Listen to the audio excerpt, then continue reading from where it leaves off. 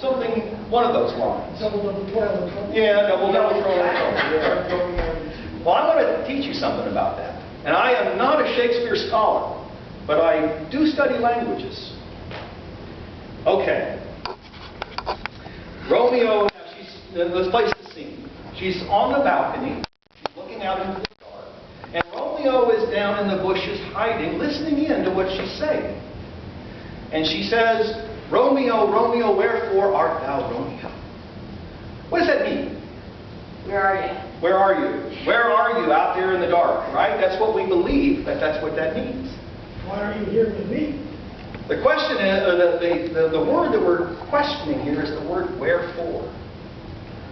In our modern English, we have where in there, so where are you? Wherefore art thou? Now, let's go back. Shakespeare is what, 1400s, 1500s? Somewhere in there? 1500s? 1500s. So that's, what, 600 or so years, 500 years ago. The word therefore, 500 years ago, in English, did not mean where are you. It means why are you. Why are you Romeo? Because the next line is, forsake your name, forsake your father, right? Why are you a Capulet is the question. Why are you a Capulet? Why are you Romeo? I can't be in love with Romeo. I cannot be in love with a Capulet because I am a, what is it? What's the other one? I am the other side. And so, Montague. Yeah, there you go. Montagues, thank you. I am a Montague, and you are a Capulet. And so, when we read this, all this time, in modern English, we read this and go, where are you, Romeo? When in reality, Shakespeare is asking the question, why are you a Capulet? I cannot be in love with a Capulet. We are at war. So that's a little educational knowledge here. That's just a little education for you today on Shakespeare. But I have a reason for telling you this. I really do. As I said in my opening remarks, and this is some challenging passages that I've got here. This is that fire and brimstone kind of preaching that we get in Baptist churches and in other congregations. But what we need to recognize is that Shakespeare was written in English, right? I mean, that's English. This is our language, and yet there's a word that's just only 600 years old that we have lost the meaning to. And Shakespeare is full of these kinds of words. If you go through Othello, you'll find that there are words that we have misinterpreted over the years. That the words have actually changed in their meaning. And this happens. So what do you think happens when you've got words in a language that is 2,000 years ago? If 500 years can change wherefore into why, then what about words that are even older? Do they not also change in meaning or in context sometimes where the word that we hear is different than the word means? This sort of thing happens. And maybe that's why sometimes we run into these passages which are really difficult to work with. Because maybe, and this is actually being proven true, is that maybe there are words that we do not truly have the real meaning for anymore because that word is lost. We've lost that word. Our passages today, I'm going to start with Isaiah. That's the one I read as the opening prayer. It is from Isaiah chapter 12, the whole chapter. The first 10 chapters of Isaiah are, here is the destruction that's coming. This is a warning to the people of Jerusalem, the people in Judea, that the Assyrians are coming, that death and destruction is on the way. These people are going to come here and just wipe you out. There's just horror coming. There's horrible things coming to you. That's what the first 10 chapters talk about. And the 11th chapter is kind of a transition chapter. It moves us from the death and destruction to a possibility of redemption. And then we have chapter 12. And in chapter 12, it is the redemption passage. This moves us from the death and destruction into what we hope for in the next life. Or what we hope for even in this life, maybe, is that peace, that joy, that other side of the destruction, the other side of all the horror that we're about to Isaiah is talking to the people about.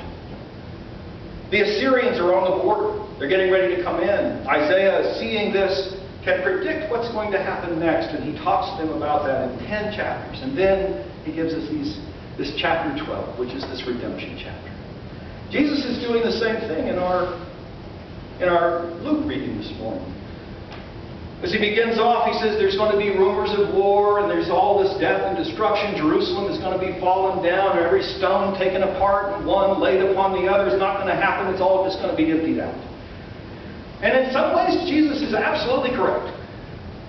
In less than 40 years from the time that Jesus says this, in less than 40 years, Jerusalem is going to fall to the Romans. The temple will be destroyed. People will be run out. And during about that 40-year gap between 33 or so, when Jesus is in the world and working, and the destruction in 70 AD, between that, what Jesus describes as happening happens. Remember Saul, right at the beginning of Acts? Saul isn't the Paul that we know. He isn't the mover of Christianity into the Gentile world. He isn't that preacher. In the beginning stories of Acts, Saul is a persecutor of Christians. He hunts them down. He finds them where they are. He even has a letter of warrant that gives him the authority to do this, to find Christians wherever they are and drag them back to Jerusalem for punishment, for judgment and punishment. So this sort of thing happens between the time of the crucifixion and the time that Jerusalem falls. Christianity does fall into this perilous time. Of course, all of Judea falls into this perilous time at that point because the Romans are coming. So there's a parallel between Isaiah and the passage we had today, and maybe that's why the lectionary put them together, because there is a connection between Isaiah and Luke. And that both of them talk about death and destruction, about what is coming, the horrors that are coming. But each one of them gives the reader, the hearer, hope. There is hope on the other side. There is a freedom on the other side. There is life on the other side. Jesus almost contradicts himself within 3 sentences right toward the end of this passage. He says in the earlier part of the passage, about 3 sentences before the end, that some of you will die. Some of you will perish before all of this comes into being. But then at the last line he says, but not a hair on your heads will perish. Some of you will die, but not a hair on your head will be harmed. You will not perish. Huh? What's Jesus doing here? He says you're going to die, but not a hair on your head is going to be harmed. He's speaking in 2 different terms. The first one is, yes, your life may end. And then you're on the joy of the other side immediately. But be aware of, even if you die in the life you have, not a harm will come to you in the next life. That's what that second passage, that second phrase in this is. It's not talking about life in this world, but it's talking about life in the next. And in the next life, no harm will come to you. Your life is yours. Freedom is yours. The gift of life is yours. These passages give us hope. They truly do. If you read them carefully, they give us hope. They give the people of Israel hope when the Assyrians were on the border, and it gave the Christians hope when they knew that the Romans were on the border. When they knew that their end was coming, it gave them hope. It gave them an idea that once we get through all this trial, once we get through all this trouble, God's kingdom comes and we will be there. We will be in that kingdom. And life as we know it will be different. Life as we know it will be better. Because we will be in the presence of God. We will be in the presence of Christ. We will be in the presence of those things that we love and hope for. So that, I think, is the message for us out of this. As difficult as these passages are, I'm not going to tell you about destruction and death. What I want to tell you about is the life on the other side. The life that we live once this is over. Once the trials of this life are over, we get onto the other side, where liberty and life, freedom, and our own joy is right there. Amen.